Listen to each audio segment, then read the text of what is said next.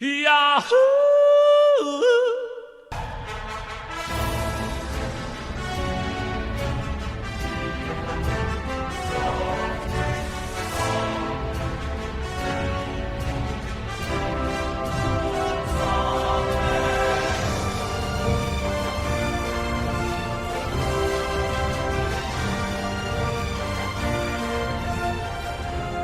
Apparently, Tom Cruise fucking unbolted his jaw and ate a couple of people on set for not following COVID regulations, which is like I like Tommy Cruise for his movies because his movies are generally pretty solid, Pretty but solid. this makes me even happier. Wait, I unbolted his jaw? What do you mean? Oh, just he yelled. went off on people on set. He had. Remember that time that Christian Bale was fucking just like screaming at a guy for Uh-huh. moving a light during his take? This is that, but for dudes that like wear their masks under their nose. You know what I mean? Yeah. And I say I have mixed feelings about this because obviously Yes. like what he's yelling at is good, like that he's like we're employing thousands of people because like when you're a movie the size of Mission Impossible When you are 7, a movie. when you are a movie, when you are yourself a movie, when you're a movie the size of Mission Impossible 7, you are essentially a small corporation, right? And this small corporation could be shut down for months if people break COVID restrictions and there's a COVID outbreak on set. And so it is good that, Also, like, just, while... Fucking anybody gets COVID, that's just like not a good thing. It's also that's bad. But I was specifically speaking from the Tom Cruise point of view. But yes, Right. anyone getting COVID is bad. From, like, a Sorry, human I thought that perspective. was implied. Right, I immediately was like, I mean, not even that it's just like a corporation going down, it's just like from a human perspective, like people might die. Yeah, people might die, which is also Yeah, I but would also say coming from the point of like I'm producing this multi-million-dollar movie that's employing thousands of people, and if you two motherfuckers are the reason we have to shut all this down and I have to lay everybody off for a month, like then you're gonna have to talk to the people that don't have jobs for like I will eat your head. Yeah, exactly. You in space. I am also so inherently against the unbelievably rich boss yelling at his employees, just at like a fundamental level. I have the weight of the world on my shoulders, and this is, so I'm inherently against that.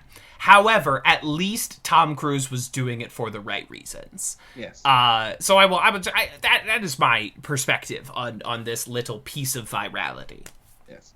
But I gotta say, of all the productions that are currently moving, which are not a tremendous number of them, Mission Impossible 7 has been going for like a month or two now, and to my knowledge, has had no COVID outbreaks. Unlike the Batman, which Batman got fucking coronavirus. Unlike The Witcher, which has shut down several times, plural times. Witcher shut down recently because Cyberpunk came out, and if anybody tells you that Why would they be Henry Cavill got hurt the same week the most Oh. anticipated game in the world came out, months after he built a PC undeniably for this game on the internet. He didn't get hurt, y'all. He's taken 2 weeks off to play Cyberpunk 2077. That's just Why was this the most anticipated game ever? I honestly Is that can't like answer are in you good faith. being hyperbolic or is that like No, legit? I'm not. I wish I could answer that question in good faith. I don't know why. Essentially, CD Projekt Red made Witcher, the series, and Okay. Witcher 3 was fucking massive. Witcher 1 and 2 in their own right, very good. Witcher 2, very good. Witcher 1, Witcher 2, very good. Witcher 3, to this day, many people's best RPG of like all time. Western One RPG. of the We'll most get into- acclaimed games of all time. Also one of the best-selling games of all time. A beloved piece of video gaming. And so they release Witcher 3.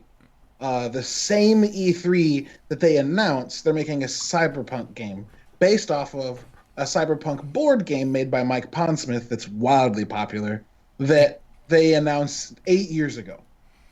8 fucking years ago. Mhm. And then news trickles out 4 years later that it's actually getting somewhere. And then we see our first footage 3 years ago, and then see more footage 2 years ago, and then see more footage last year, and now see it. So they've built themselves this hype cycle that if you believe in hype as a tool for marketing, it's only really valid or valuable for about a year. After that, it begins to eat itself. It becomes Ouroboros. It becomes a snake eating its own tail. They did it for 8 years, which means... And they trot out Keanu Reeves. And they're like, here is sure. your favorite movie star, Keanu Reeves. And not only is he here to talk about the game, he's in the game and the character looks like him. Keanu is in the game. Like, as Keanu. And not to be clear, not 2012 when this game was announced, Keanu Reeves, who was still kind of quiet. We're talking post John Wick 3 Keanu Reeves, who has taken the world by storm and is Hollywood's coolest uncle. Like, Keanu Reeves, debatably the god, at the not height Keanu, the of icon. his powers. Debatably Keanu at the most famous that and was beloved such a he's wild ever been. Development. I remember, like, all of a sudden it was like Keanu Reeves. Everyone was obsessed with Keanu Reeves, and I was just like, I don't hate this. I just don't know when this happened. So it was a slow burn. This is a completely different topic, but within the same topic. Like, over the last decade and a half, the last 20 years, over the last 2 decades, people have slowly become to realize that Keanu Reeves is not just a quality performer. And to say quality, I mean that literally by its definition of above average quality, but not superb. He's a quality actor who does him well and does not him horribly. Well, But then we found out that he was a really, really, really above average human being who like bought rented a fleet van and drove 12 passengers from their airport wherever to their homes and like just did it for shits because their flight was canceled, or who donated most of his salary so that they could make the Matrix 2 and 3, and then even after that took most of his remaining salary and bought every single member of the stunt team that was so essential to those movies being fucking anything because the story's garbage. Bought each and every member of the stunt team like Harley Davidson motorcycles, who then built his own motorcycle company based off of the idea of the 47 Ronin, and then built 47 custom bikes specifically tuned and like built around the concept of each of the Ronin from that story, who like is just this guy who's like gone out of his way to do really cool fucking things. And who, again, over this 20 years, we realized, like, was married and had a kid, and his wife died, and his daughter died, and, like, he's been through a lot of shit, and he's still, like, just this quality-giving, never seen him blow his lid kind of dude. And so, like, when John Wick comes out, and everyone's been like, remember Keanu from, like, The Matrix Keanu? When, like, Keanu was, like, young and, like, oh, shit, who's this guy? What if he came back and was... sexy older, not like older, not like Sean Penn older, like sexy older. And some would argue Sean Penn's sexy. That's fine. What you like? But becomes John Hamm older, and then starts making these action movies that kind of defy convention, but also are completely beholden to action movies from the '80s, and completely revitalized this thing that now Liam Neeson and Denzel Washington and Bob fucking Odenkirk next year are going to get into being the middle-aged actors who do action flicks, much like Sylvester Stallone and Arnold Schwarzenegger and Jean-Claude Van Damme did in the 80s. So, like, his clout comes from this, like, slow burn of non-self-effacing, like, I'm a good-ass dude being discovered by people, which does a tremendous amount of work for him, instead of, like, him recording himself, giving somebody money. People found out 10 years later that he gave a fuck ton of money away. And, like, that does a lot for you. And then him making movies that are pretty widely loved and being the action hero that started action heroes again. And then add to that 20 years of him rising in popularity to Cyberpunk teasing this project that's supposed to be the most ambitious, the most good-looking, the most open-ended RPG to follow the best-selling, highest-rated RPG that's ever been made, which was also by them. So Cyberpunk just built itself a hype cycle and then drowned itself in its own fucking juice. And then when it came out, it was a broken, snotty fucking mess. Really? Oh, yeah. So I'm not kidding you. I pulled this up because I'm compiling notes for my podcast tomorrow. They issued a statement yesterday saying like, we'll help you get refunds if you bought this game on a PS4, a base PS4, a base PX, or Xbox One, because it's so bad it doesn't work. Damn. Yeah, and what's worse is, and it was just because they were unwilling to postpone release.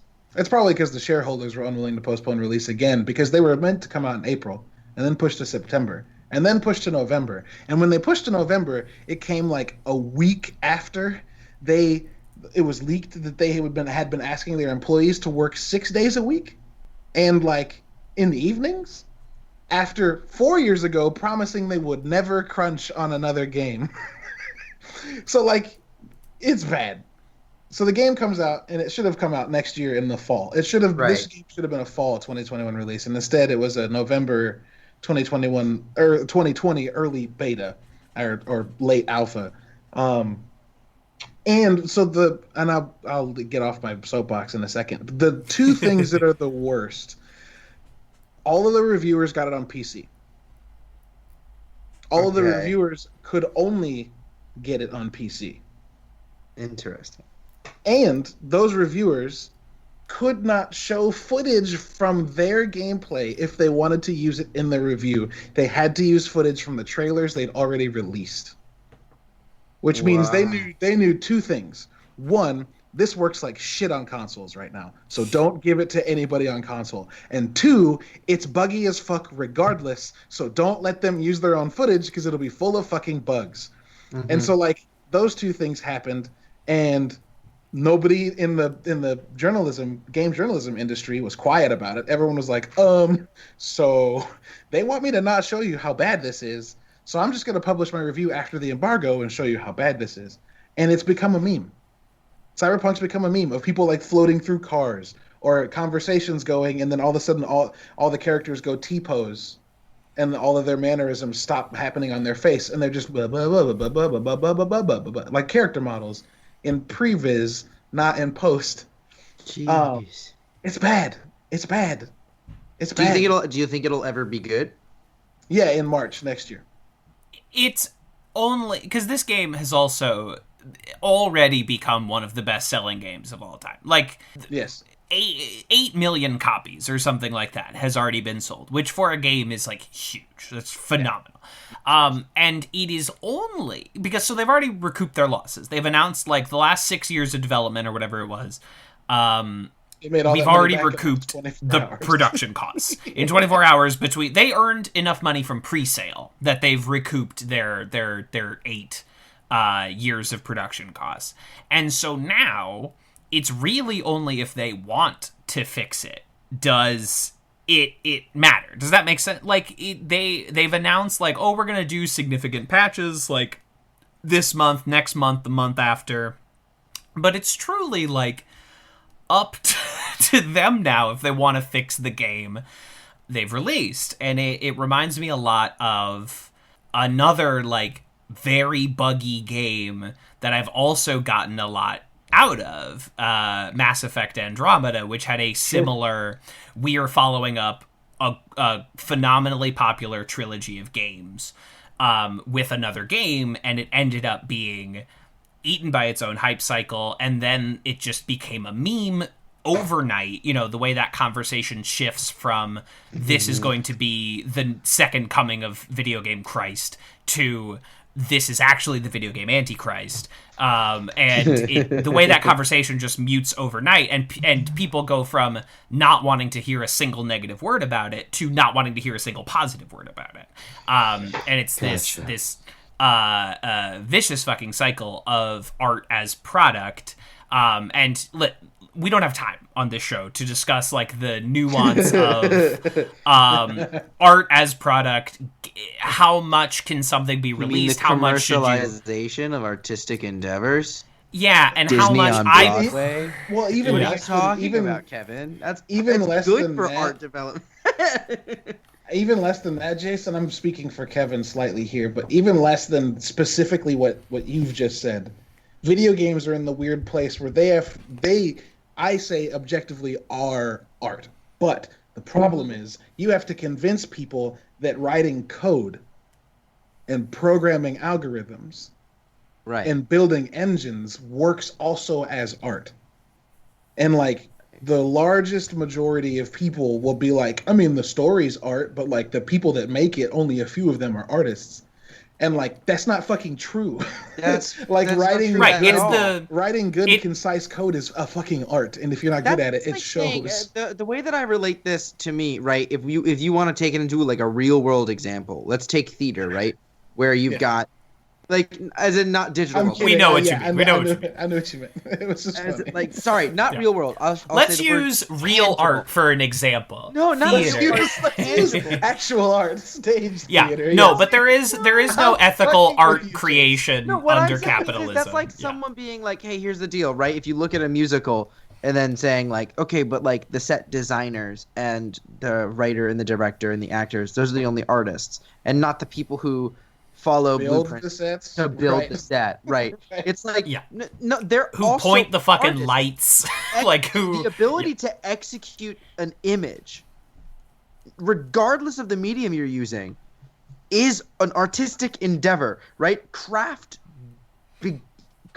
produces art. There is no art without craft, right? And that's what coding is. It's the craft of making digital art, and that's so infuriating. Wow, I'm like not even. Yeah.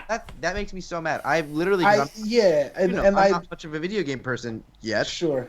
I Sure. want to be, but I. Yeah, and I hate to Don't like don't start dump a with bunch of- Cyberpunk. I wasn't planning on it. Don't. No, I was planning on starting Even with, though what did the one you dis- told me about? Uncharted, because I'm a big old puzzle. Yeah. Oh boy! Play the shit out of Uncharted. Sits itself squarely in the center of the argument of our video games art. They're part of the reason it became a big thing. So like, have fun. Yeah. They're great, but like, And it is art. Video games can be art. Like it's this arbitrary line between art and craft, or art and entertainment, or art and hobby and recreation. I mean, the big question in art for the past 30 years has been, what is art? So, like, it's if a question someone we is will asking that never question of answer. something, You know, the there's best never answer been- that's the anyone point. can come up with is the answer that like that senator once I don't know, I gave know about when I see it. pornography. Yeah, I know Right. it when I see it. You know exactly what I was talking about. yeah. And see, the funny thing is that like, the fact that the question "what is art" exists. I think that question is well served in communities that are already perceived as artistic. No one's going to look at film and not say it's artistic. No one's going to look at stage theater and not say it's artistic. Yeah. No one's going to look at art and not say that it's somehow artistic. And I'm not saying anybody. I'm saying like in the things that we say are art, there are things that pop to mind the same way when you say sports, the first thing you think of is not chasing a cheese wheel down a hill. Right. That's a sport somewhere. And so like, exactly. And so like, the biggest problem that gaming is running into is that it's a community full of people, and I don't mean majority, I'm just saying there's a lot of them that don't and have never considered, and I'm not sure, and this might be aggressive, I'm not sure can conceptualize video games as art.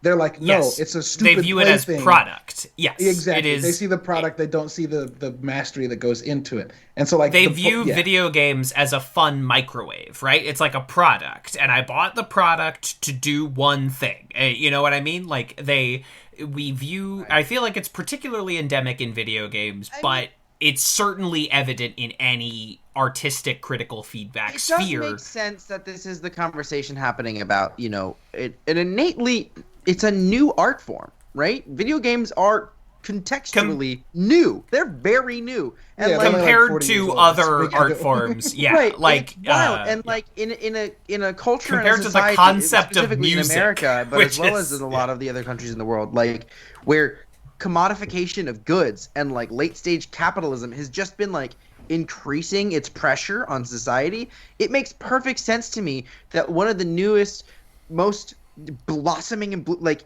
ever expanding, it expands so quickly. It is a massive industry that parallels the movie industry, right? And as far as like it makes sense to me that like it's been so commodified in how it's presented and how it's distributed and all this stuff that people don't look at it as an art when it truly is, Yeah.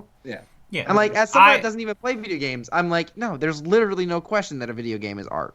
100%, because anything is art. Like, the question of what is art is also the answer. It's rhetorical. What is art? If you ask the question, is this art? It immediately takes on the impetus of, not the impetus, it takes on the form of art, right? Yes. If you can ask the question, is it art, that makes it art. Yes. That's basically right, exactly, because you've questioned it. You're not going to ask, is it art, right? Because if you ask, is it art, there's someone on this planet that will say yes. There's and therefore the fundamental foundation of art itself, where you can be like, you can take something that is quote unquote decidedly not art, right? Put it in an art museum, and then someone goes, is this art? And it becomes art. Yeah, that is literally a is, function. A dude art put is a shovel in a museum. Art is Schrodinger's. Or a sticker on it and everything, hung it from the wall and said art. And people went, wow, I love it. It's beautiful. I'm going to pay a ticket to come see it. Yeah. Art is like the living example of Schrodinger's cat, where it is both art and it is not art. But when you ask the question, as soon as you open the box, you decide it's reality. That's and like so that, wild. then that you're like saying this as an artist myself, as an art creator, right? That focuses mostly on performance/theatrical arts. I have this thing that I'm not going to dive into because it's literally an entire thesis and it would take me hours upon hours, and I would have to go through examples to adequately explain it. But I refer to it as, I shit you not, the quantum metaphor, right? And it has to do with Schrodinger's cat is a quantum concept. It has to do with quantum mechanics.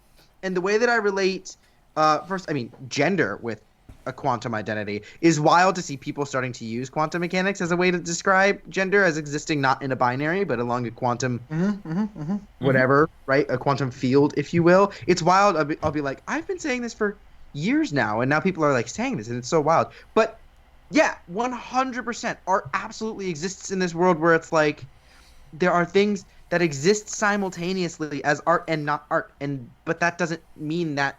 Yeah. You know, just because I look at two vacuums in a glass box and go, that's not fucking art, doesn't mean somebody's not like, that's American capitalism on display. Like, fuck it, it's fine. People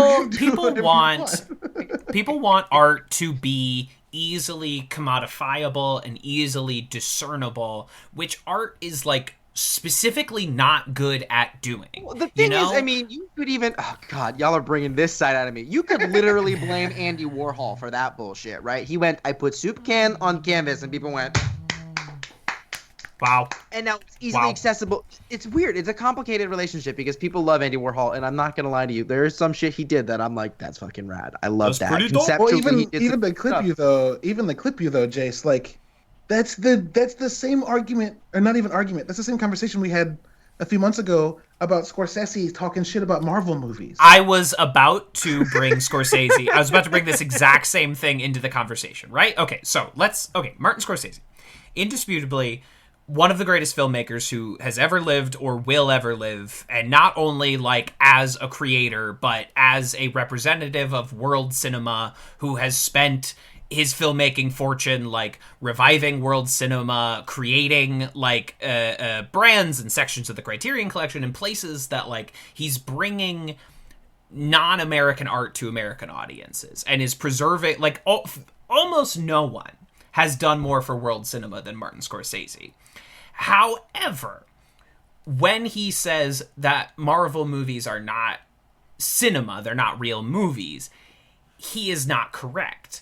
He is expressing his personal opinion that, like, of course, Martin Scorsese is fucking 80 years old. Like, of course he doesn't like Iron Man 2. The word cinema is literally the film version of art, right? I agree. It is like, using this false dichotomy between film and cinema and movies and entertainment. It's stupid. It is bullshit. I mean, it's gatekeeping. It's gatekeeping. It's gatekeeping. That's exactly it. It's the old guard. It's the old guard saying, "No, mon frere. The computer I make art." The CG artists alone on these Marvel movies, right, are fucking artists. If you were to remove it, and then the fact that they can, I mean, it's intertextual, sure, it's capitalistic in nature, absolutely. Did y'all know that the suits in Endgame that they wear when they travel through time are all CG? Fucking bananas! They're not actually wearing suits. They're naked. So weird and fucked up that is the way that they made these movies. But by the same token of what Scorsese is saying. And I don't, like, all movies are art, and all movies are also 10 other things, right? Sure. If you've made a movie, you've created art. You can argue about, like, intent, but who gives a shit? But I think that if you read the extrapolated version of that clip, of that soundbite, where it's not as if he issued a press statement. He was asked for the 400th time while trying to promote his movie, what do you think of Marvel movies? And he's like, I don't care. By that, like, it's not as if, again, he's like, I hate this. He's like fuming. He was just like, I'm going to say something so they leave me the fuck alone. He was like, I'm trying to talk about my fucking movie, The Irishman. Like, I'm trying to talk about reuniting. Care about bloody Iron Man. Yeah, like, I don't, which is what Scorsese sounds like. But by the same token, we are recording this on December 15th, and like a few days ago, the world of people that pay attention to movie news was like lit on fire by all these announcements during Disney Investor Day. It was a conference call to stockholders of the Walt Disney Corporation, and people are like, I love product! So, like, he kind of has a point of how the Marvel movies are presented, even if he is not right, if he is indeed saying they are not quote-unquote cinema, quote-unquote art. Here's where I get a little frustrated with that. First of all, yes, I mean, absolutely correct, right? I mean, Marvel movies are literally just propaganda. I will eat them up like fine They are, cookies. in fact, literally military propaganda. Yeah. However, I do enjoy watching them. Right, and I enjoy them. I do enjoy watching. Severe disdain for the military. But, yeah.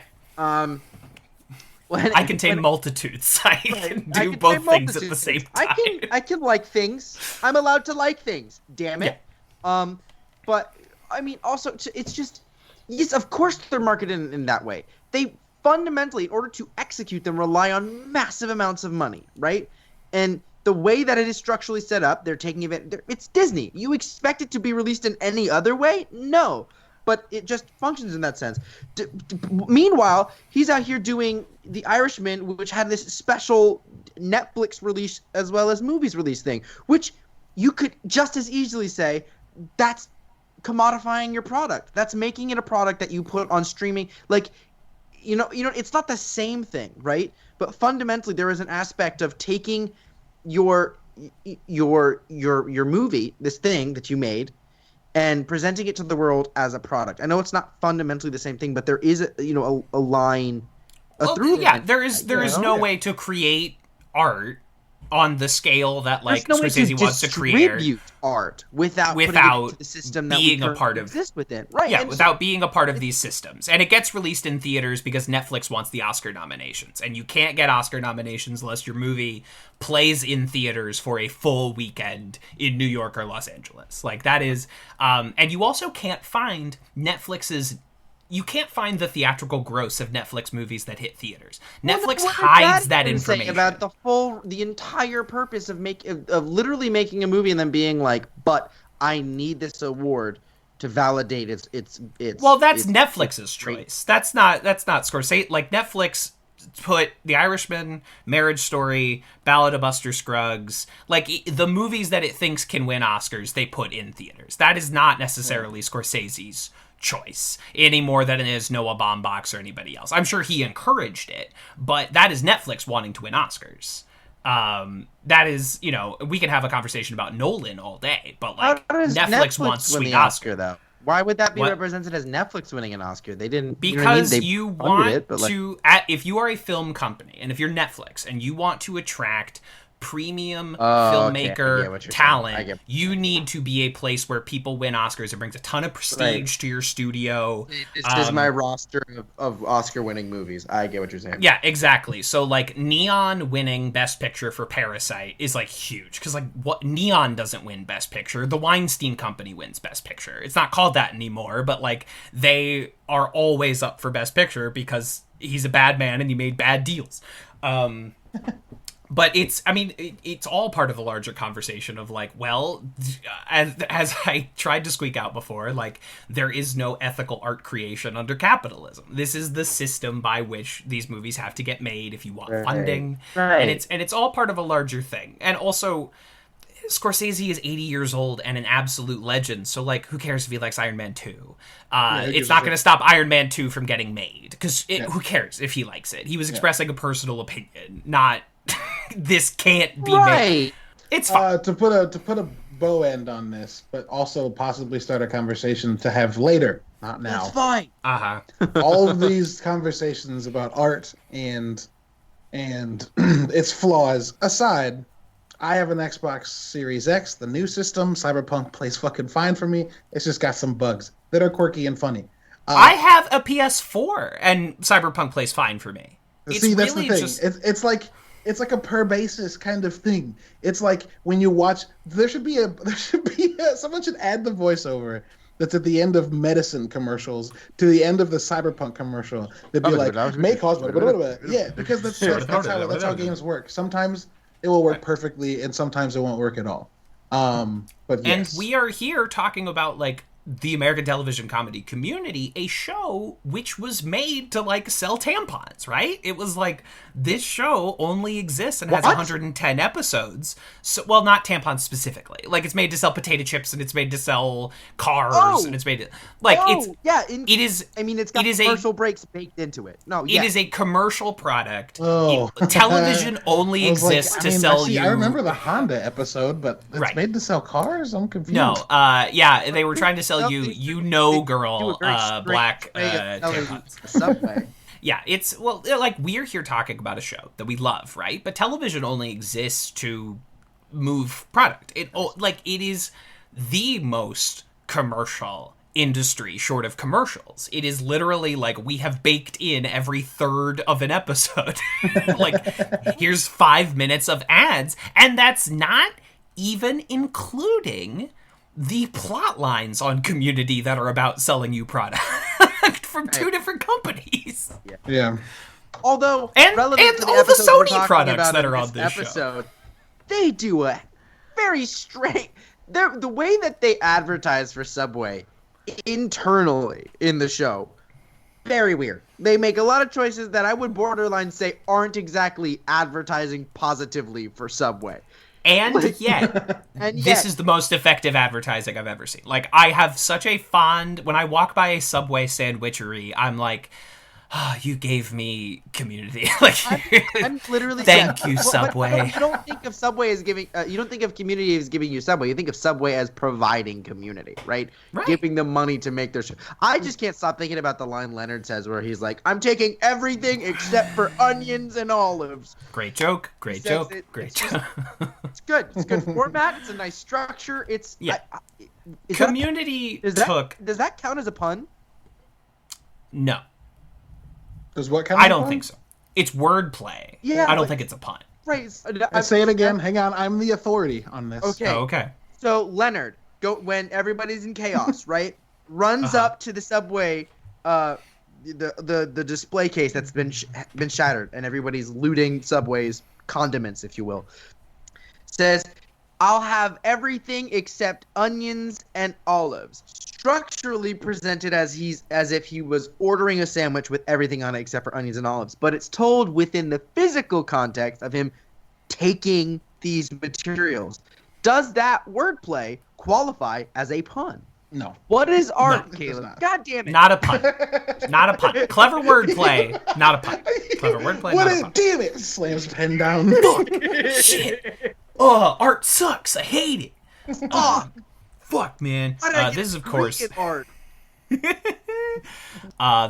Advanced Community Studies podcast, where we watch the American television comedy show Community 1 or 2 episodes at a time.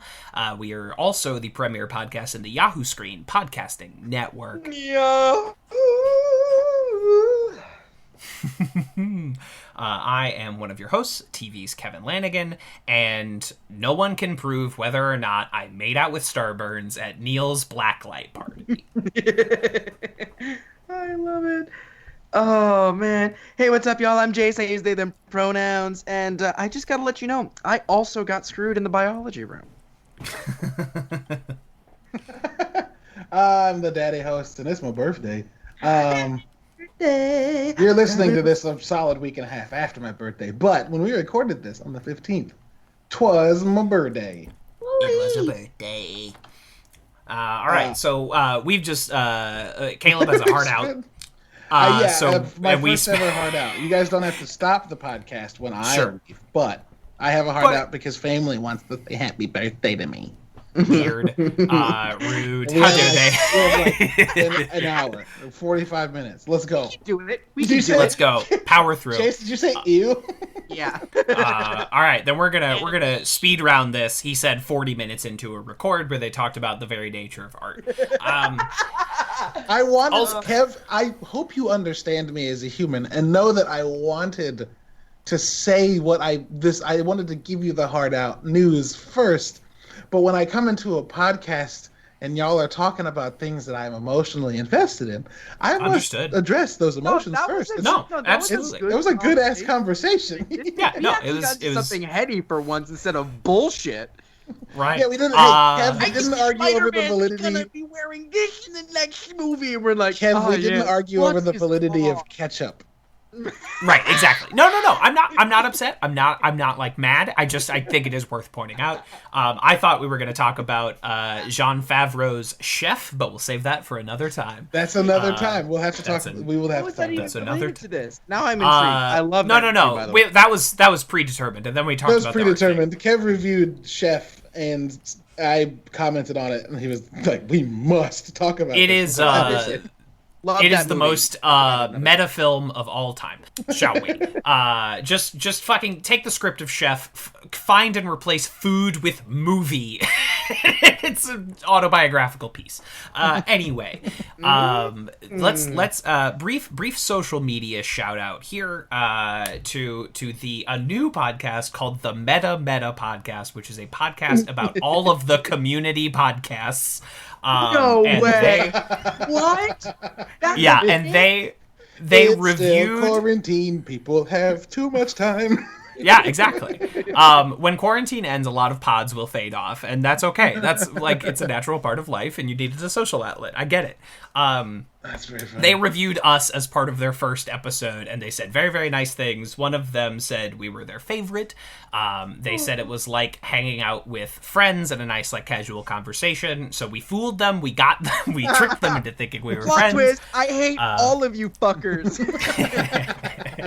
We've done Kevin, you Scorsese bootlicker. Yeah. But anyway, that was very nice, and I really appreciate that. So I'm about to change my fucking Twitter handle to Scorsese bootlicker. I'm a fucking Scorsese boot. That guy makes good movies. I don't know if anyone's ever brought this up before. But let's get into our first episode of the evening. Let's do it. Shall we? Season 3, episode 17, Basic Lupine Urology, directed by Rob Schrab, written by Megan Gans, another of those fucking A-teams, just like the A-team came out to play today, baby. This is such a memorable episode. Dude, so, two things. One, the title itself, Lupine Urology, Wolf, Penises. Yeah, Dick it's Wolf. a reference to Dick Wolf, the creator of Law & Order. Put some respect on his name. Yeah, you're like, what the fuck does that have to do with wolves and urology? Lupine. Someone did have to explain it to me. Getting the root word for what makes a root vegetable? Like, what is Latin for sweet potato? Yeah, no, definitely. Someone did have to explain it to me, and now I'm like, oh, I see. Dick Wolf, one of the top 5 geniuses in the history of television. Like, truly someone who changed the game and understood the medium so well that he has had endless copycats to the Law and Order throne. It is a little fucked up that the show is named after racist Reagan policies, but Law and Order, it's an institution, baby. How many? You mean a show fundamentally providing propaganda, providing us a positive outlook on cops is propaganda. I literally look. I too am hip to the word propaganda, but I was making a point. I will acknowledge fully that Law and Order is out and out propaganda. I will also say it's like the most watchable show you'll ever find. It's so fucking good. It's watchable. It is literally like just grab you a 6-pack and just go. I can watch. It is so like it's. I'm so enamored with what I call hotel room TV. Like when you're like, I don't know, we have an hour until we have to leave, and you turn on cable, and you're like, oh, an episode of Law and Order, great. Perfect. You don't need any prior context. You hear the first donk donk, and you're like, "Oh, we're in." Set, leaning back. And there was even a moment. I would border on saying that Criminal Intent, one of the Law and Order spin-offs that was running the same time as SVU, the D'Onofrio one, had D'Onofrio and then had Jeff Goldblum in it. Wow. Yes. And like that run of Criminal Intent is fucking incredible, because that was when D'Onofrio came into his own, and that was when you got to see a Jeff Goldblum that was like not his normal eccentric. It was Goldblum before his big comeback. Right. It was Goldblum who needed work. And I don't mean that disparagingly. Actor careers are fucking up and down. And it was before he became everyone's kind of weird, creepy Uncle Jeff Goldblum. And now we're like, damn, sexy Jeff Goldblum. Yeah, damn sexy Jeff Goldblum. And y'all, there was a show on TV that had Vince D'Onofrio and Jeff Goldblum in it at the same time. And this is before the rise. That had the Grandmaster and Kingpin on at the same time. Yes, same. Vince D'Onofrio is the guy that played. Have you watched Daredevil on Netflix? Yes. He's Kingpin. Wilson Fisk, the big black guy. Vanessa. Yeah. Kingpin. Vanessa. Yeah, Gotcha. he's so I need to finish Daredevil. I fell behind. Season 2 is missable, but season 3 has one of the best soliloquies given by a superhero, where I shit you not, Daredevil calls Job from the story in the Bible, Job, a pussy, and it's fucking amazing. It's fucking amazing. To get to that. Wow. Jesus. That's everything I needed to know to get me right back into Daredevil. He just leans into a nun about how fucking hypocritical the Bible is, and I'm like, oh my god, Catholic superhero doubting himself? Let's fucking go. I love that. Hell yeah. Daredevil, a man of dichotomies. That's his whole character. Anyway, basic Lupine Urology, an episode length, Law and Order homage, parody, pastiche. It's so good. They get the chunks. They decide to make their own theme music, but they do license the chunk. They also get the ME. The medical examiner that looks at their the blonde is literally the woman who's been the Emmy on Law and Order since. Oh yeah, that's why she's so good at it. I was like, who the fuck is this? She's fucking pro. I was like, this has to be fucking somebody. She's been the Emmy on Law and Order for like 20 years. The way that they managed to nail tone, right? Like they literally, I mean, first of all, editing style was a perfect replication of it. Like not just like similar, it was a perfect replication of the editing style. And then down to like line delivery, the way that they structured the script was different, but it still felt within character.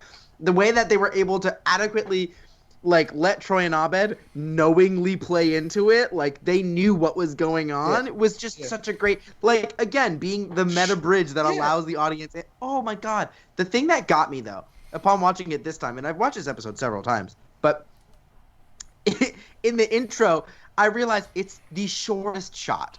So all the other shots that they're doing are like, right, they take these typical shots and they put like a filter on it or they restructure it. But they actively took a new shot of a bunch of the Greendale 7 walking in suits down the hallway for like 2 seconds, and they cut away, and I saw it this time for the first time, and I lost it. I was like, that is brilliant. Yeah, it's a Law and Order thing. It's crazy, and it goes, I think it speaks to what Kev was saying a second ago. Dick Wolf is like a genius when it comes to making profitable TV, but also it maybe leans towards pointing also to that, like, Law and Order didn't do anything revolutionary. It just did one thing really good. And it didn't even do it really good in a way that people can't replicate it, because literally anybody can fucking replicate it, because it's a tent pole now. It is a foundation of procedural cop drama. Yes. And so like if you want to make a procedural cop drama, you have to try hard to distance yourself from Law and Order, not try to emulate Law and Order. It set the foundation. Like it universalized a show structure, you know? Similar to the way that like Grey's Anatomy basically Shonda Rhimes, another fucking like undeniable one of the top 5 geniuses in the history of television. Like Lucille Ball, Norman Lear, Shonda Rhimes, Dick Wolf, and like let's say Gary Marshall. Like these are the undisputed like top of the medium I don't watch Shonda Rhimes shows. My wife does. I will watch one episode and cry. She's a fucking genius. Yeah, fucking. No, I mean, real. Grey's Anatomy, Scandal, like The Dynasty, How to Get Away with Murder. It's like all of these shows. They've ran for 100 years each. She must be richer than God. She's a genius. Just straight up fucking genius. Yeah, it's incredible. I think this episode of Community is in my top. It's in my upper echelon for sure. Absolutely. It's one of those, like, season 3 is full of so many episodes that I will go out of my way to find, right? I will go out of my way to find the fucking house party episode. I will go out of my way to find fucking Pillows and Blankets. I'll go out of my way to find the first Chang Dynasty. Like, there's so many episodes in this season that are, so good. And, absolutely. Yeah. It's this episode fucking slaps. Also, my mom and I watched Law and Order for years. Like, it was her show, and so I watched it with her all the time. I was an SVU watcher weekly for like the first 6 years. When I was in college, SVU. my current roommate and I, that's literally when, like, anytime we would hang out, we would just toss on SVU and just watch it. They've seen like every single episode twice. Yeah, to the point where, like, when I find out Mariska Hargitay or Chris Maloney's they're doing something new, I'm like, I gotta watch that because they're my SVU peeps from when I was 10. Gotta watch Chris Maloney, right? Wet Hot American Summer, baby. I love Wet Hot American Summer so much. One of my favorite movies of all time. But that SVU's got fucking Ice-T. It's got fucking Sam Waterston. It's got fucking Chris Maloney. It's got Sam Waterston. Hargitay. I forgot about Sam Waterston too. That baby Sam Waterston. Oh, he's so good, and he's in Newsroom, which is a Sorkin show, and I've already mentioned I'm a Sorkin. Ugh. I just this episode's also really Jesse great. L. Martin. Yeah, keep going. Sorry. I mean, I feel like just y'all listing different people that have been in the show also just is like reminding me, like, they really pull every featured character that they've had in the series into this episode, right? We've got Todd, we've got Vicky, we've got Neil. Biology Professor Kane in his final performance. Yeah. I mean, like, literally. Star Burns. Burns. Dude, fucking Michael Ironside shows up in this episode. Michael Ironside is a titan. Like, the homie shows up for a bit part to play. It's so good. How do we know he's not a Holocaust-denying 9/11 pedophile? Withdrawn. Oh my god, there's so many fucking excellent back and forths. Withdrawn. It's so good. Allison Brie is my fucking standout of this episode. She and when she's job in this structure. Booyah! How do you sound just like her, Kevin? I have watched a lot of Community in my time, I will say, one of my favorite, like, Jeff and Annie pairings, because it doesn't get all fucking weird about it. They have a good repartee as, like, very different characters, you know? Yeah. A man's gotta have a code, or I assume there's a female equivalent of that, a Codette. Oh my god. We also get the callback to 2 episodes ago, or not even 2 episodes ago. The end of season 2, before Shirley has her baby, it's hinted a little bit that Neil has a thing for Vicky. Yeah. It's hinted. And then, like, this is where we get the, like, I did it for love, like, incredible line delivery. Also, complete derailment. One of my favorite, like, not shots, scenes, is the, like, outdoor New York alley scene they recreate in, like, a between building, like, on campus. Keep the change. You know what? Keep the hot dog. When Jeff buys the hot dog and then gives it back. We get a Gary cameo too. Good. Like, everyone's in this episode. Magnifique. So Magnitude. Where they do a perfect Magnitude joke where Abed sums up everything Magnitude just said, and then Magnitude says pop pop. Beautiful joke. It's so good. An exquisite joke. Yeah. No, but Shirley is also excellent. Whatever. Yeah. I'm sorry. I just want Yvette is excellent in this episode as well. Well, the fact that she literally references. I watch a lot of criminal TV. All right, I need you to set up a perimeter as canvas for witnesses. All right. Tell him the thing that Shirley told you to say. All right, you What is that whole monologue Troy goes on? You have the right to do whatever you want. Miranda, right? Hang on, I'll find it because it's really fucking good. So good. Meanwhile, I'm thinking of like they use the fish tank as the imitation two-way glass, and then you just see Shirley's hand go knock knock knock, and then they come out, and the Starburst goes, "I can see and hear you." This is probably the best. To be screwed in the biology room.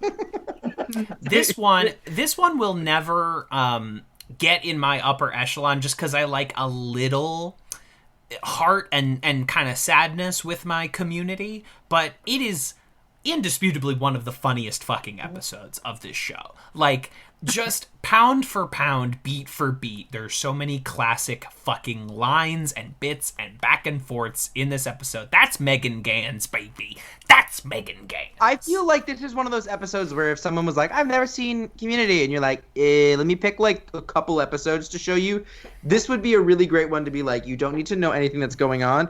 Here is this episode, and you'll get like a general Here's some idea. good jokes, yeah.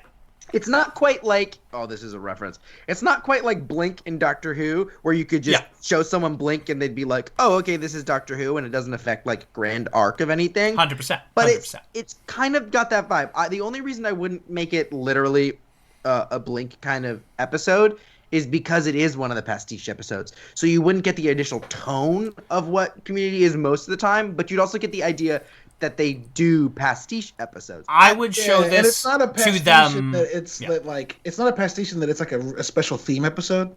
Mm-hmm. So I think this is why it plays particularly well to your point, Jace, is that like the other pastiche episodes, you're like, what the fuck is this show about? And while this doesn't dissuade that specific thought, this is an obvious Law and Order reference, and you can infer from a show comfortable enough with its own group to make a version of their show that is just a different show. Like, that just means this show has fun with its cast. Exactly. As opposed to like showing up during the fucking paintball. And it's still about a class. It's still about a class at a school. It fundamentally gives you, this episode probably does the best job of letting you know every person at Greendale. Pretty much. To like an identifiable extent. Like, you can, after watching this episode, you can be like, I get who Shirley is, I get who Troy is, I get who Abed is, I get who Britta is, I get who you get every magnitude. Like, you get essential to which is essential to that Dick Wolf Law and Order formula is like, this needs to be so readily digestible and transparent that if you are Kevin in a hotel room with an hour to kill, you can flip on an episode and understand everyone's motivations, what they're going to do in a certain situation, even though they've watched this for 15 minutes. Like, which is interesting because it doesn't also feel like everyone's just emotional strings exposed. It's it's an art. It's its own kind of a skill and expertise, and shows that can do this really well, like fucking, let's say, White Collar, like, I can pop on any episode of White Collar and fundamentally understand everything that's happening.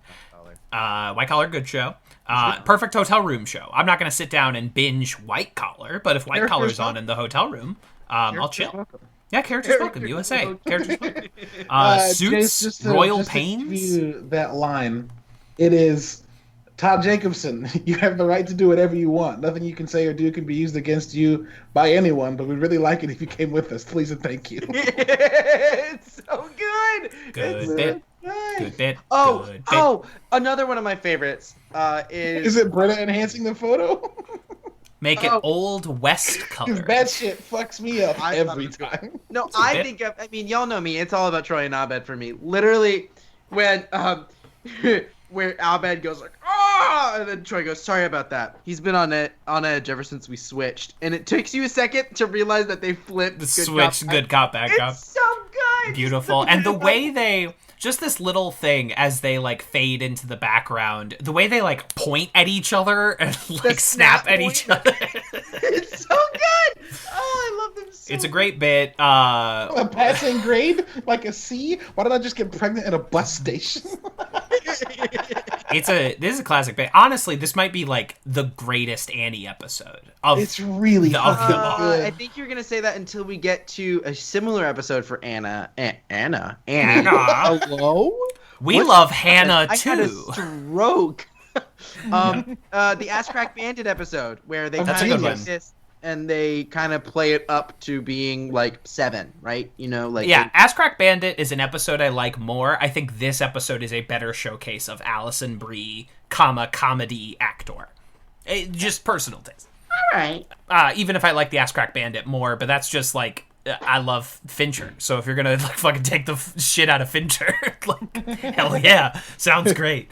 That rules, actually. Oh, you're gonna parody Zodiac, one of the best movies of the 2000s? Cool, sounds good. Here for it. Threw her off the grading curve Anyway. so she wouldn't have to go to summer school and we could finally have sex in my parents' cabin. Yeah, I good did it shit. for love. Love Neil. Love all the little Law and Order shit, like the John Mulaney bit where they're always like moving crates and stuff. They have Neil like moving folders and shit. It's just all this, and that's Megan Gans will be the first person to tell you they're like a Law and Order obsessive. They like begged to get and do this episode, and it fucking paid off. It's Certainly That's very did. good. one of the That's very best good. parodies. It's also one of these they've- great episodes that I mean, I am a sucker for any episode that when you watch it a second time, you catch something new fundamentally about what happens. And when you go in watching it knowing, spoilers, fucking Neil, right? When you go in knowing that and you see Neil and you understand his role and you see how while he's moving those papers and like the way that he's acting, you know, there's small details in it that are really great and like just great performances by, oh my god, what's his name? Yeah. That's Charlie great. Coons. Yeah, Charlie Coons. Oh my god. Yeah. How did It's I the just it's the forget that? Law and I got Order. you. It's the Law and Order formula come back to haunt us again because we can't talk about this episode, of course, without talking about it. But like with the foundational, the formative moments of every Law and Order episode is a plethora of suspects. Yeah. And by And- the end of the episode, it is a game played by married couples, friends, party gatherings to be the person who guessed it from the beginning. And so, like, this episode gives you Starburns and Todd and Neil. And, like, somebody watched this the Magnitude. first time with some friends and went, I knew it was Neil. And everyone at that party said, you're full of shit. But that's how these Right, shows right, that's how right, these right. shows work. Yeah, Yeah. I love that. I love that so The much. boiled yams. Yam boiling is the icicle stabbing of whatever the fuck that line I is. mean, honestly, also a very well executed plot twist. Yeah, right? it's Like, legitimately because- surprising the first because, time like, you see it. Because, like, you're like, well, yes, technically they did figure out who dropped the yam, but then it's like, but there's more. Yeah, I remember first time I saw this, But I was there's more like, to it. oh shit, that's cool. That A classic Law and Order very twist. cool And twist. Yeah. on top of all of that, you have Michael K. Williams doing his iconic, like, Omar from The Wire shit. A man's gotta have a code. And if this is gonna be Michael K. Williams' final episode of Community, then I think pretty okay one to go out on, probably. Yeah. Yeah. Yeah.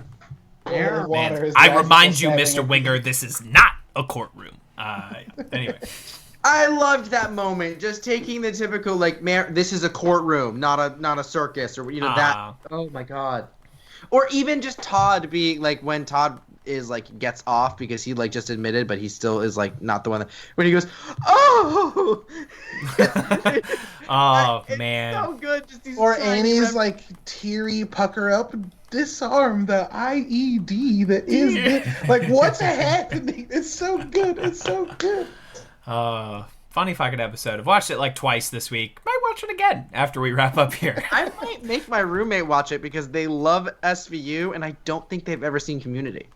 I might this is have a good to do one. that after. That this, might be but- your in. That might be That might be their your That in. might be their in, honestly. That might be their like, oh shit, we Yeah. might have to watch This this is show. it. Yeah. Interesting. And then if they like that one, I would say go back and do like Comparative Religion, the Christmas fight episode, or like the billiards episode, like a nice here's everyone's dynamic episode. If they like the Law and Order one, that is just be my personal I recommendation. mean, they also might, depending on how they are, they tend to get like, if they really like something, they might be like, oh shit, I'm into this. At which point I'd be like, chapter 1. The pilot. I feel like Ah. pretentious British soft upper lip too. Chapter 1. Chapter Yeah. 1. Pilot. Precisely. Shall we segue on? Yes. Season 3, episode 18, course listing. Unavailable, directed by Tristram Shapiro, written by Tim Saccardo. In the wake of Starburn's death, the school eventually erupts into a riot, which is quelled by Chang's executive power as the Greendale Seven are expelled. This is an excellent, hilarious episode about how systems will yield themselves over to authoritarianism for the sake of security, and how, when that security ultimately makes things worse, they will ultimately side with the oppressor and not the oppressed. Can you episode of Community. Please say "Crush the Rebellion" with that accent. Crush the rebellion. I want that rebel scum beneath my boot heel. I want to be roasting that rebel scum over the fire by dinner time. My boys deserve our ample supper. I have had my Star Wargasm. I just sounds like a Star Wars, doesn't The first it? part of it was, for sure. Right? The I second could part do, was Kevin probably. if they wanted to do, like, General Hux's cousin of the First Order, I would happily play that part. I would happily. Hey, General General- Favreau, you got space for it in Mando? You'd be Commander Shucks. Yeah, Commander Shucks. Shucks. Oh, shucks. Well, you know Commander Shucks has to die just for somebody to go, "Aw, shucks." No Yeah, one- I'm the guy. I one suck did that for so Hux. bad at being in the Empire. I'm trying to like do British space Nazi like shit into the mirror, and then when it's like time to say it, I'm like, black, I'm sorry. It just isn't me. Is it me? Do you not just like me? Yes. Your obedience to that ancient religion, Darth. Yeah, I'd be. Please send me to space. All right, Tom. Hey, you get to do it with Bill Burr. That'd be great. Yeah, hell yeah. If he gets to keep his Boston accent, I could do a preposterous British accent. Does he keep his Boston accent? It's not. Yeah, he's fucking Mandalorian. Was it Daisy Ridley? Doesn't she also keep her British accent? Yeah. She does. Yeah, but Finn wasn't allowed to because Finn wasn't allowed to. because a British stormtrooper sounds like shit. It does. It doesn't No, sound. he talks about it on the Graham Norton show, and it's Yeah, hysterical. He goes, "I'm coming to save you." He's like, "Didn't work." Coming to save ya. It's just like doesn't work. Doesn't work. No. Doesn't Doesn't work. work. John Boyega, one of the more flawless American accents. Pretty seamless. I like that guy. Yeah, it's I, really good. I would say it was John Boyega and John Boyega, Margot Robbie, who is where's Margot Robbie from? She's Australian. Australia. Shut Yeah. up. You Have liar. you heard Yeah. Margot Robbie actually talk? I guess It's- I haven't. It's fucking thick, dude. Yeah, it's She's fucking like good. an Watch Aussie. her episode of Hot Ones where she has to eat spicy chicken wings. Oh, I'm it's an gonna watch excellent that now. episode. Tom Holland Uh, also does a great American accent. Tom Holland, and I also just rewatched the 2019 Little Women, which is almost good. entirely British actors No, it's doing entirely American British accents. Almost. There's a couple Americans in there, but Aside Saoirse from Ronan, Timothy. incredible American accent. Florence Pugh, Is incredible Little American Women accent. with a British accent just a Jane Eyre novel? Correct. Yeah, it's just a Just Jane make Austen it just novel. it's just Pride and Prejudice or Serendipity or Yeah, okay. exactly. All right. Wow, no, serendipity. Good pull. Little Thanks. Women. Thanks. I grew up with a single mom, so Oh, okay. chick Okay. flicks are okay. my shit. I get you. Hey, that fucking Keira Knightley Pride and Prejudice. That'll light a fire. I haven't under watched your ass. that one, but I've watched the BBC one with Colin Firth in it, which is Okay, like well- 5 hours long. Yeah, if you think that one's okay, just watch like the Keira Knightley one, and you'll be like, oh, I understand why this book is good. Anyway, this episode Like of the 5 Community- hours of convolution wasn't good. Yeah, watch the Keira Knightley one. It's on Netflix right now. Anyway, Okay. Sold. Community. The death of riots. Let me the- interrupt the- you one more time, Kev.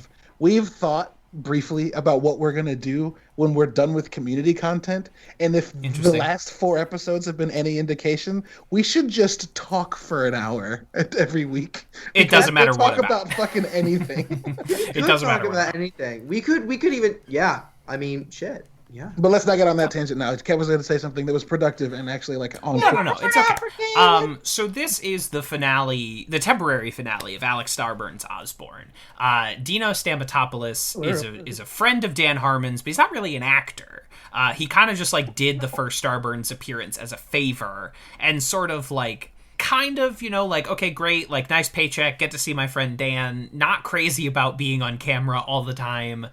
He went from having fake starburns to just shaving his facial hair to look like stars so that it was just there when they needed it. That's insane. Which is an incredible commitment. In real life. Incredible commitment to craft. And I feel like at this point, everyone is feeling like Dan Harmon will not be back for further Community if there is indeed further Community. So why not allow your friend to kill you off for a plot point? You know what I mean? Why not let yourself be written off the show in a spectacular way? And I always forget how fucking funny the first half of this episode is, where like Britta is doing therapy with the study group and she like glues the stars to her face. And Pierce is like, "Where's my comb?" And she's like, "I don't know." And he's like, That's Starburns. That's him. And that fucking one of my favorite Winger and Britta back and forths where she keeps saying, like, if you need my expert, not expert, opinion, the doctor, not even close, is in. I hereby offer my license, you're not licensed. Unlicensed. My services as a grief counselor, grief causer. One of the great Britta and Winger back and forths. I love that one. You get great, like, the dean deciding to pick out a fancy outfit. Beginning with canceled. Oh god, there is this fucking bit that Donald Glover does at the beginning of this episode. I'm wondering if you know what I'm talking about. That the first time I watched this with a group of people in college, we melted. When he says, "How one-armed was he?" And he starts walking his arm up, and he just gets more and more excited. And then Abed's like his other arm. He's like, it's so fucking good. No, that is a brilliant bit. If we rub it, is he going to come out and do celebrity impressions? No. Then I want it gone. Then I want it gone. Just like an endless By the time I finish line. this sentence, 100 people will have died in China. Troy's like, why did you stop talking? Why did you stop talking? Pai Mei? I have to call my pen pal. So many fucking good bits. And it's not like it stops being funny once we get to like the wake and the riot, but it definitely becomes like plot at that point, whereas the first half of the episode is just like liquid jokes. We're fucking cruising through the first half of this episode. And then they have to think of a reason why there would be the first of many Greendale riots. The first of several times the student body erupts on the Greendale campus. They really broke some shit. Like, They fucked some shit up. They broke really- that Subway they were sandwich. They were like, Dan's leaving. Skelter! Yeah, so good. Just the amount of glass that breaks in this episode, I was like, whoa. Yep. Yeah, and then you already mentioned the Great Leonard bit with the onions and olives. So good. Exceptional joke. And again, we get to see how systems of power always side with the power. My God, Ben Chang's fucking crayon written document kills me. It's not even like innately like laugh out loud funny. It's just like it makes perfect sense. I feel like I would love to talk to some of the folks that we've talked to in other episodes, because like I'm like, was that in the script or was that just the props people just crushing it again? Yeah, It could be. I feel like something like that is in the script, even though the props people kill it with hundreds of excellent like background shit and have to like do a Starburns memorial, so you blow up pictures of Alex and then also pictures of his lizard as part of the memorial. And on the RIP star, they've made a little like a paper lizard to go on there. Just like, that's the beautiful props department shit. This season's also, we've mentioned it before, but this season's very good about like picking things up that have been dropped in either previous portions of the season or like previous seasons, even with the whole Neil and Vicky thing.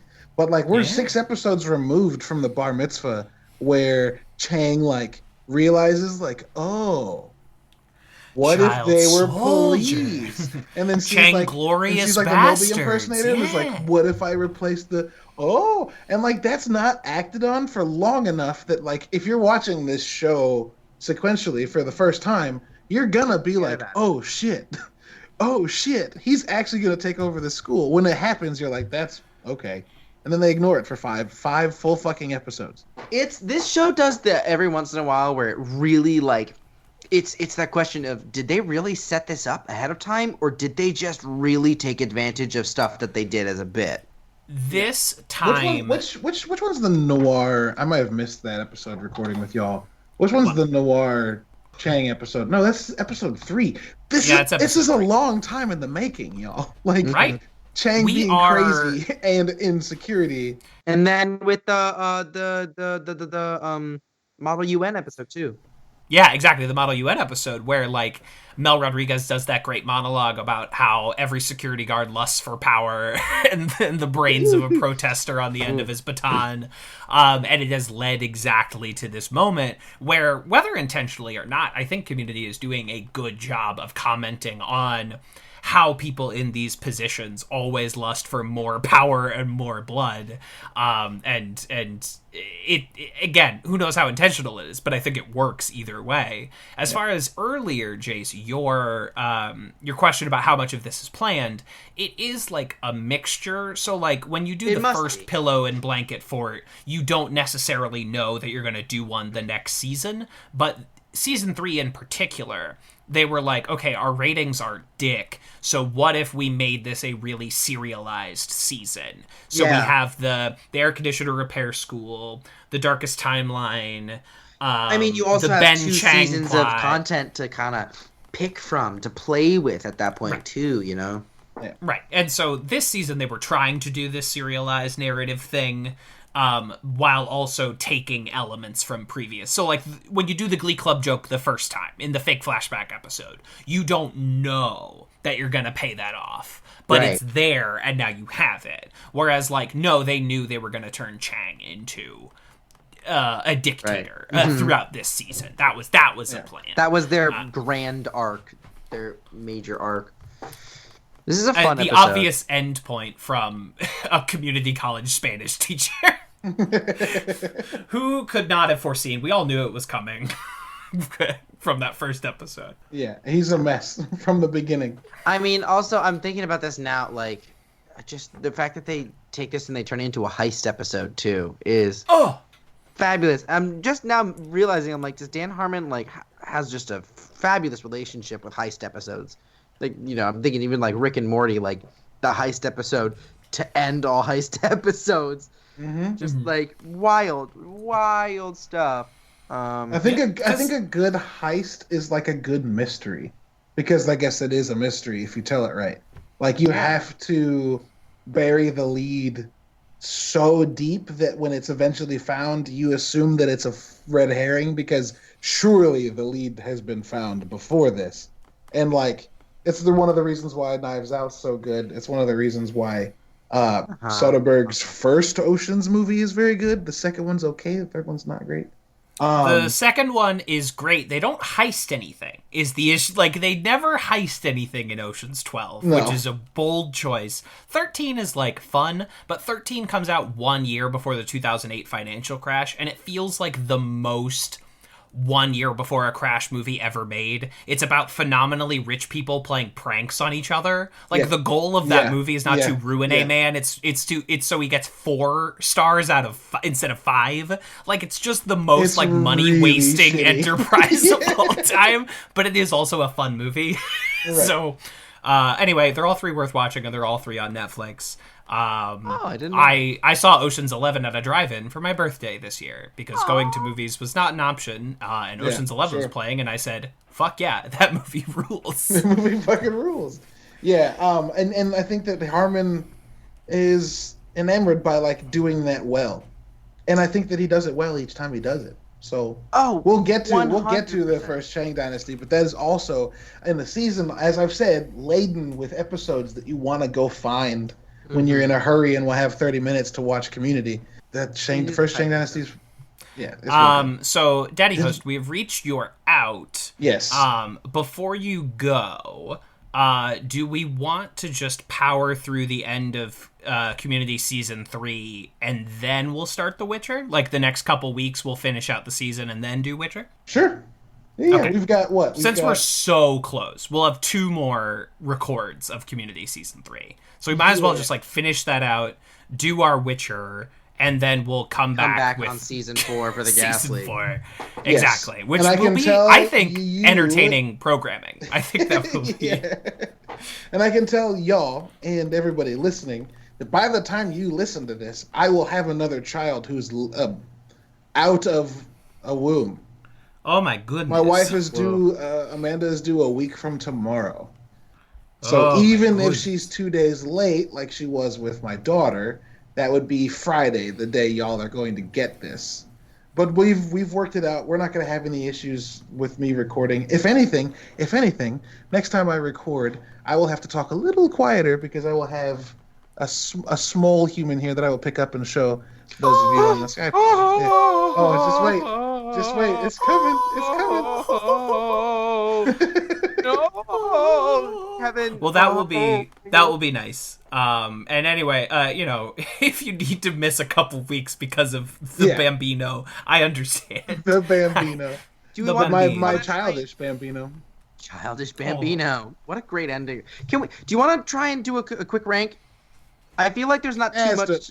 There's not too much to be said about this episode other than like really great payoff for a lot of stuff. Solid episode. I think we hit it. Chaos. Chang bribes the council with a bunch of cookies. Big surprise. They're a bunch of skis balls. We've known that.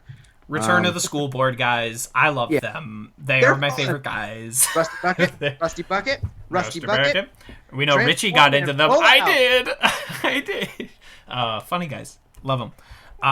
Do we want to sneak in a quick rank? We'll do the episode ranks, and then Jason and I will do the tag ranks, if that works for you, Daddy Host. Yeah, sure. For sure. Okay. So first up, our Law and Order episode. Let's start with another parody Jeff and Annie / Troy and Abed episode, Conspiracy Theories. Interior design. For me, this is not going to be as good as that, but which one's cooperative calligraphy again? Annie's pen. The bottle episode. Wow. And then comparative religion is which one? When they have a fight. It is hard to come up with another word. Great episode. And then physical education is pool, right? Pool. Billiard. Yeah, billiards. I'm biased. This episode's my This is really up there for me. This episode's my 8. Okay. Wow. You're 8. You're bumping Modern Warfare. Okay. I would actually put this one just. It's my 9. I was gonna say I would put it below Modern Warfare, above Phys Ed. Just taking 8 and 9, I would watch it before PE, but I would watch Modern Warfare first. Exactly what Jace just said. Okay. Well, exactly the reasoning too. You just exactly why I would put it there. I am completely solidly outvoted, so it does not matter. It's fine. I'm chill. 17. This will make the listeners very happy because people love this episode, even though it's not like my number 1. So this will make people happy. No, this is definitely a top 10 at this point. If we're talking PE and its ability to have Pierce just crushing the one-liner game, love it. Basic Lupine Urology is an episode full of everybody else doing that. Everybody getting one-liners. It is very. It's very funny. It's very good. I'm not angry. I'm not mad about it. Good, because if you were, it wouldn't matter. This is also true. I would have to die mad about it. as they Stay say. mad, motherfucker. Let's see. And then course listing unavailable. This is going to be a little bit further down for me. I'm going to say below beginner pottery. It's a good episode, but yeah, I think it's definitely below. Beginner pottery, there's a memorable vibe to it that this one doesn't. No, I was definitely gonna keep going. And this is not a bad episode, but I'm looking at aerodynamics of gender secret trampoline quality. Wow, secret aerodynamics of gender is at 42. Yeah, like the Mean Girls plot of that is not excellent. I and know, but that's such a good episode. But there's dude. so many. Those were the racist. Right, like that part. It's the same thing with this episode, where it's like, boy, the great parts are great, and then there's some of it that I don't really care about as like an episode. It needs to happen, but it's not my personal taste.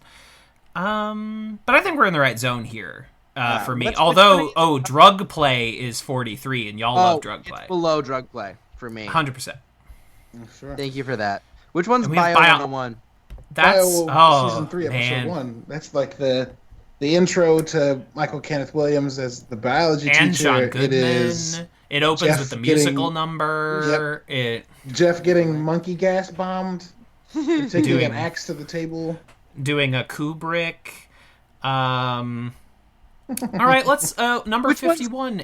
Which one's custody law and Eastern European diplomacy? That's the one with Luca, the Eastern European guy that makes hats out of babies. You know what? I'm going to go on a limb and say that this is the new 47. I think it's just above that one and just below Foosball and Nocturnal Vigilantism, if only for the animated section between Jeff and Shirley. I'm probably about there. Caleb, what are you hitting Yeah, at? that works. I'm trying to think what happens in this episode that I find myself going after. And I stand by what was said before. The first half's a rolling tide of good, but the last half's like, all right, yeah, end an episode. All right, we need this to happen for. Yeah. Yeah, For the it's just episode. end plot. Is the Luca episode also the episode Jeff gets arrested, though? Yeah. That's better. What yeah, is it that is arrested better. Jeff gets arrested for Chang calling on him for kidnapping Shirley's kids. for? Oh. Okay. Yeah, and Yeah. you have the great line given by Shirley's husband after Jeff goes, "Did you know you could?" Or not that. That's I guess it's not his line. It's just his response. Jeff goes, "I did crafts. Did you know you could make an ashtray out of a cigarette and a snitch's forehead?" And Andre, without hesitating, goes, "Yeah." Yeah. And Shirley looks at him like, "What?" It's yeah. very good. It's All right, It's is this science better or evolution. worse than the pilot? Is this better or worse than the pilot? That's a good metric. Oof. The pilot's pilot. at 51. The Good pilot's the fucking thing lord. is, it's hard because the pilot is a good episode, but it's also like I think there's also a skew, and it's like it's the pilot. You know, there's an air about it, but like It's literally so got many- a name that's meant for development purposes. Like they didn't name Right. it something because they didn't. they were like, we It's don't the know if they're pilot. gonna get picked up, so we're just making an episode. Here we go. Yeah. I Um, think that this is a. I think this is just below the Yeah. pilot. which one is politics Yeah. and human sexuality? That's the STD fair. Yeah. I it's- like that one. Shit. Which one's communication like that one. studies? That is the one where they, where Britta drunk dials Jeff, and then Jeff drunk dials Not Britta. better than Which that one's one it- either. Which one's advanced? I know. I'm just tracking down advanced criminal law. Britta's pool trial. Nope. Nope. Contemporary impressionists. That's the one where they're all impressionists. Yeah, it's better. Where than they that. do. This No, better this than is the not bar better. mitzvah. Oh no, it's not better than the bar mitzvah. Hold on. No, No. not better than French Stewart as Vinny. Competitive wine tasting. I like that episode. This is better than that one. This is that is the line. Competitive I like wine that episode, tasting. but it's only because of Jeff's Pinot Noir joke. That's it. Yeah. So then this is number 56 then? Yeah, See- number 56, course Yeah. listing unavailable. It's not See- bad. yeah. It's just, it's I mean, there's a it's lot of competition. episodes. How many episodes have we ranked thus far? 67. 60? No way. Yeah, 67. We've watched 67 episodes of this fucking show. Yeah, which means we've done 40 episodes of the podcast. Yeah. Yeah. We've done Almost 40. We're bridging. episodes? We're 38. This is episode 38. Remember when we started this? We were Not like, quarantine will be over in a few weeks. Wait, we've done. done. When did we start this? Are we coming up on an anniversary? We started we this on almost our anniversary would be on March. We started this almost in like the same day as lockdown started getting implemented. April Shit. 2nd was our first episode upload. April 2nd. So Yeah. we recorded like last week of March or something like that. Yeah. Whoa. I was fresh off quitting my job. Because Hell yeah. I trust y'all with the end tags. I love you all. And I love you. I have to Happy go call birthday, my mom, or I Daddy. will be in the dog. Happy birthday! Thank you. It's today that I found out that I was going to earn the title of. He is part man, part pillow. All carnage. Love y'all. Take it easy. Love ya. Bye, Benji. Now that guy's gone. Yeah. I'm all Finally. phlegmy. I don't know what happened. Yeah. What are these end tags? The first one is Troy and Abed in bunk beds, which is Troy and Abed off to dreamland. where he says, "I'm gonna stare." What does he sings like? You're gonna The wake up to me dean will staring be at you. here, staring at you. This one makes me laugh. Where would you put this one? It's not as good as Pierce Poop Rap. Let's not kid ourselves here. wait, we gotta go to where's Slut now? That used to be my metric. Oh, okay. Slut is 29. 29. Fuck, is this funnier than Slut? That's a No. good question. No? Meh. I just love Slut so much. It's fun. Slut is funny. It's good. This one's wholesome. I really like it. I think it's cute. And Shirley's here for some reason. Shirley's never in the end tags. I That's like that. true. Let's actually go up a bit. Let's. Date with Secret Service. Another cutie. Oh, I'm gonna put this one just below Date with Secret Service I like it. because I think it might be. It's better than In the Morning with Starburns, but it's not quite. Date with Secret Service. I love. It's so cute. It's so And then- cute. And then we have the Starburns memorial video, which that song is a banger. Starbirds, burn the night sky alive. Oh, we didn't talk about it, but there's a fucking joke that makes me laugh in Starburns like video will Styx. where he's like, yeah. was too much I of leave it. my Styx albums to no one because that's who appreciates Styx as much as me.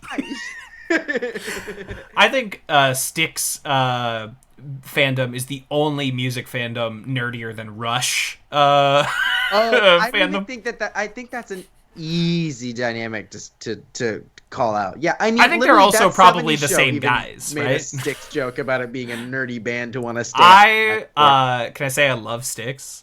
Can I just say that like Styx rules? I as far don't as- have any problems with Styx. I don't think I know their music well enough to be like, I love Styx. But I'm like, every time I've heard them, I've been like, all right, bet, yeah. You know, Did that's I the accidentally music, listen bet. to Why Come is everyone Sail so Away by mad? Styx again? But 100%. let's see, Starburns. Memorial. Is that better than Slut? Slut Barometer. I'm gonna put this below the Slut Barometer. I enjoy this one, but it's not like It's not as good as the Slut. it's not as Not good as as good Bert as and a- Ernie either. Although, I mean, here's the thing. No. Honestly, for me, our 30 and 31, like Slut and Bert and Ernie, might be might be some of my like all-time favorites. That's a fucking rock. Wow. Just because like Donald Glover in a pantsuit screaming "slut" and then Muppets being done by Troy and Abed, like just Love the it. best stuff ever. But let's see how you live it. That's funny. I say that all the time as like my fake pickup line. How you living? That's funny shit. Troy and Abed sewn together. It's not as good as that. I think we're gonna go down a little I'm gonna put this bit. close to spaceships because they give me that same vibe of like crappy CG vibes. You know what I mean? Sure. Versus Leonard's Frozen Pizza review. Oh, I think this is just above Leonard's Frozen Pizza review and just below spaceships for me. I don't Can think I it's say- better than Valentine's Hearts, but Can I say below the pizza review?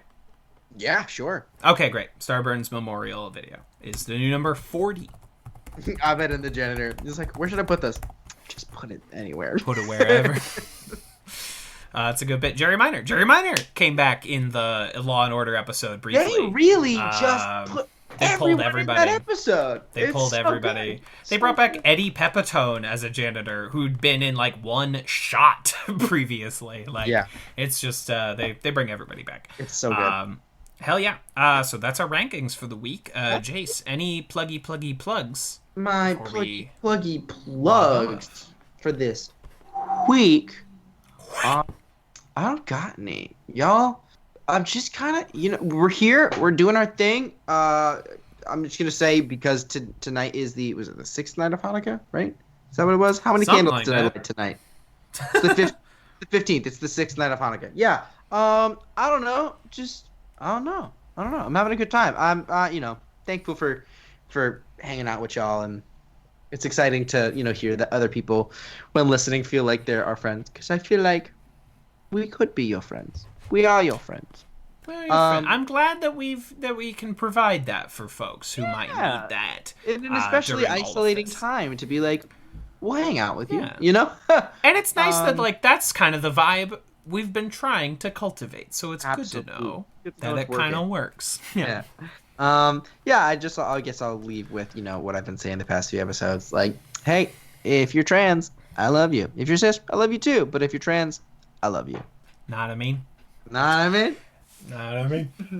Let's see. Quick and dirty plugs here. You can still watch my play, Scooby-Doo and the Manson Family Murders, on YouTube.com.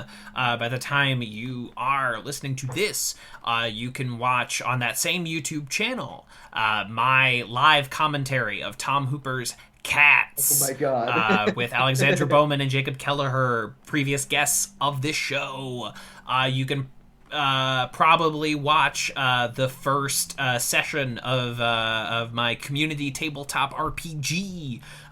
Very exciting. So excited for that. Oh my God. Yeah, it's gonna be a fun Thursday for everybody. So you can watch both of those, and then the YouTube algorithm actually delivered me a good video. It's called Community's Weird and Wonderful Final Season, which articulates a lot of the same things I've been saying about how much I love season 6, this like bizarre and wonderful finale that this show gets, and brings up a lot of points that you're gonna hear me talk about endlessly on this very podcast.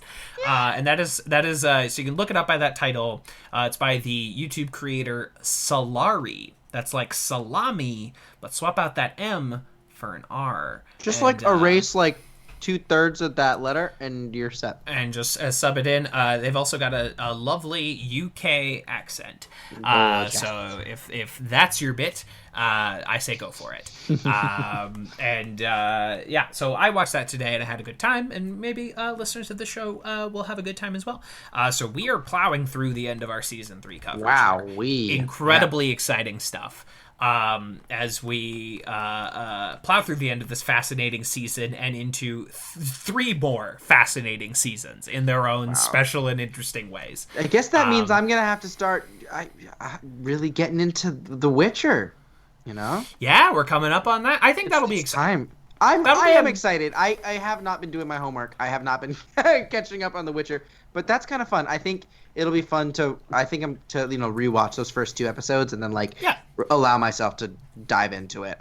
You'll watch it for the podcast, so don't worry about your homework or nothing. I think it'll be fun for you as the most newbie of the 3 of us. I'm excited to just throw my chaotic thoughts against the wall and I love it. You two who are seasoned, and I love that this kind of grew. Because while we're doing this paternity leave, the natural choice would have been Glow or Atlanta or something. Great but The shows. Witcher, great shows that are relevant to the cast of Community, or Rick and Morty, obviously. But I feel like the way that we've nerded out about The Witcher, myself somehow excluded, but me more just being curiously asked. I had a stroke. Me just asking questions out of curiosity. I think it grew naturally out of our conversations, right? The Witcher specifically, Henry Cavill.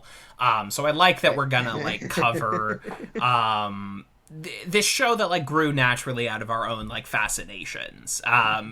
Who knows what we're gonna do after we stop talking about Community, but The Witcher will be a fun reprieve, and then we'll have this nice renewed zeal and energy going into the final 3 seasons. So this will be tremendously fun, but still 2 more episodes of season 3. Sorry, 2 more podcasts about season 3 coming up. Next week we are doing another fake flashback episode and a video game themed episode. We are in the home fucking stretch here, y'all. But until next week, pop. Pop. Do what it do. Do what I do. Do what it do. What if I just actually finished it this time because Caleb wasn't here? Just the greatest middle finger, the greatest musical middle finger since every Taylor Swift album. Oh, I almost forgot. What? I promised to talk about the straightest thing I've ever seen. Say it right now as a bumper. Oh my god. Okay, so I'm glad it's us talking about it. yeah, exactly. The two queers. So I was on community Twitter and I saw the straightest thing I'd ever seen. It was an edit. It was an edit video that put every track of the new Taylor Swift album over different clips of Jeff and Annie. No. No. Straight. No. Straight culture, since its inception, has been building to this. This is the final god form of Like, of are the straight straights culture. okay? No, they're not. Obviously, right? And you said the straightest thing. You said something about the straightest thing I've ever heard earlier, and I was like, I'm scared. The second that you were reminded of it because of Taylor Swift, let me tell you, that fear tripled.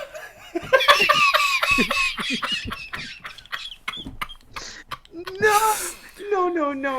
Look, no shade to all you busy fans out there. I dabble in Tay Swift. You know, I'm not like a devotee. I not even dip my. I do. I would not disrespect my ears with that. Okay. But that's just my take. Right. Not a fan.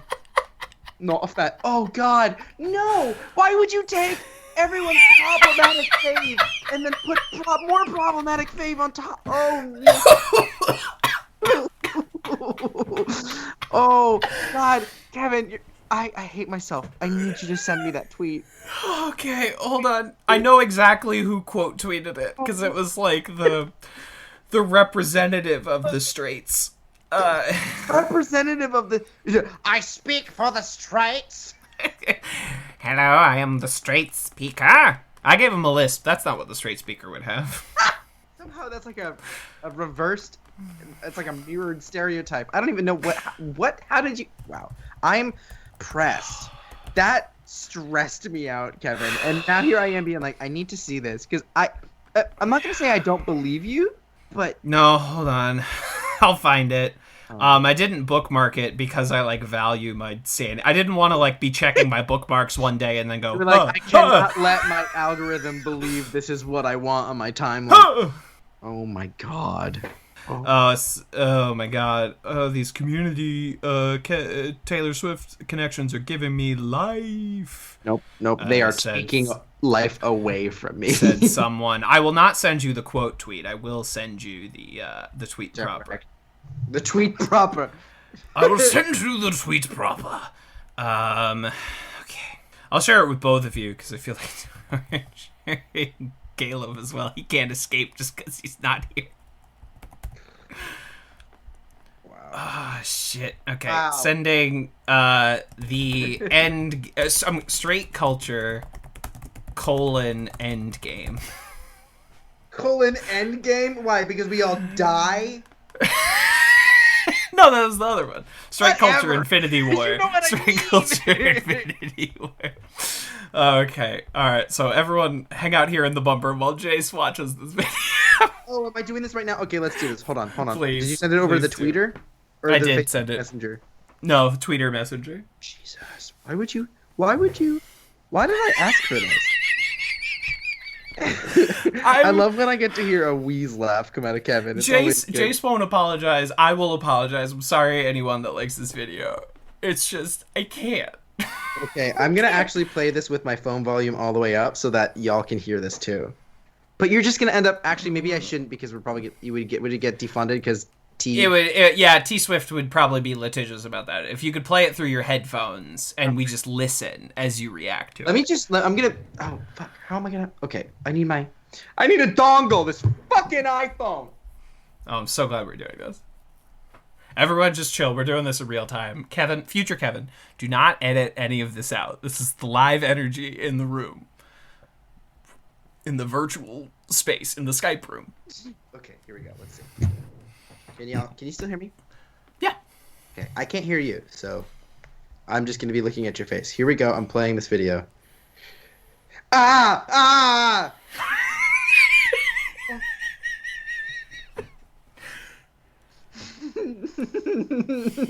No.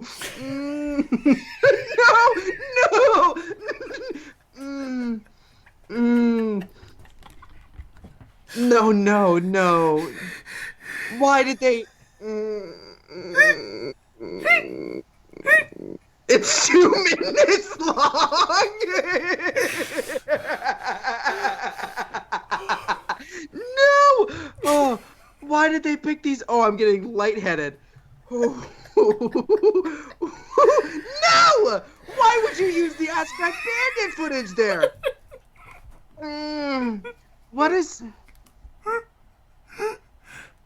Who fucking? How did they? But like they also okay. They also took the footage and they put it like behind the like the play buttons, so it looks like, you know how like Spotify has those like small clips that they'll play behind music.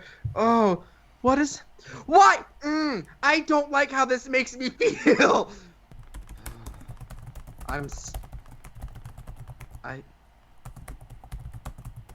What? No. The cowboy bit with the fucking Western paintball. Y'all can't see my face, but I can tell it looks like I smelled rotting cheese.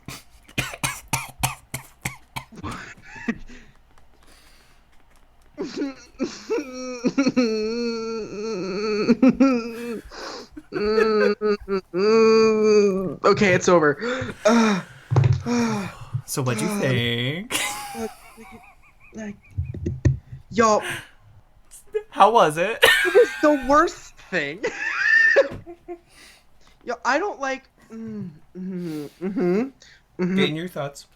That's yourself. the thing I asked for, and I knew I shouldn't have asked for it, but I did. You did. I did. You welcomed the vampire into your home. Like you know what I mean? I did. I said bite me, and it did. Yeah. And it did.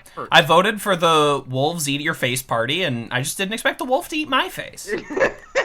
Oh man, that is hurtful.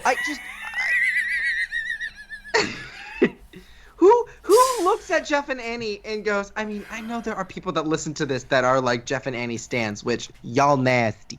I'm impressed that they've survived this long, honestly, because you two especially are not kind to that ship, and I am also not kind to it. I just keep it a little locked down. One of us has to, be the public face, right? I'm not. Look, I won't kink shame you. I won't shame you for liking bad movies. I won't like you for.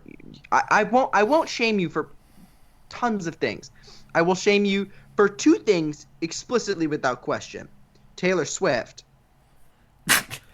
and Jeff and Annie shipping. And this is the nexus. It was like that time that Doctor Doom, Annihilus, and Kang the Conqueror became one being, Doom the Annihilating Conqueror. And that actually happened? Yeah, dog. No. I And Ant-Man beat him up. Ant-Man.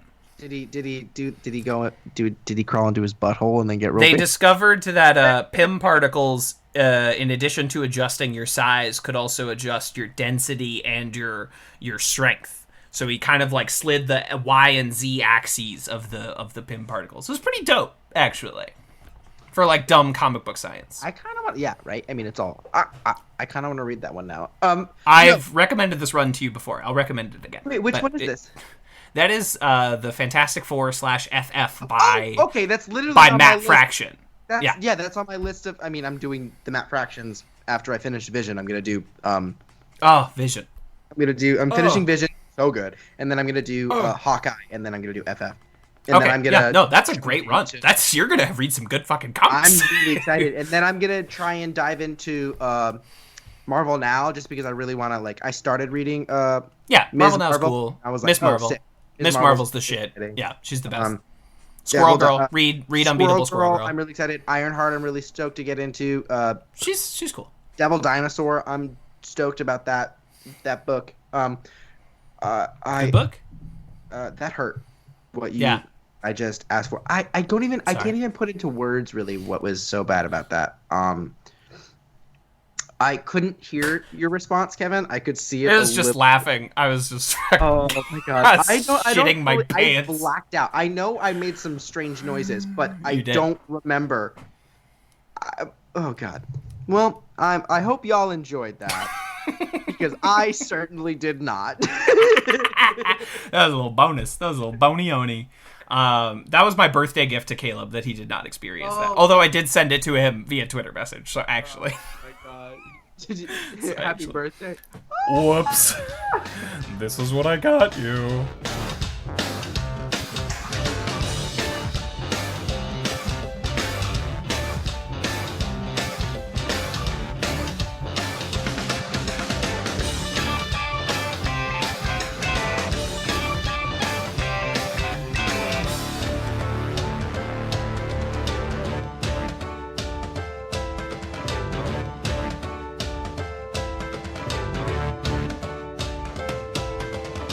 This has been a Talkback Podcast.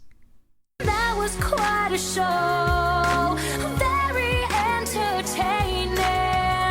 Please tell your friends about this show. Boop.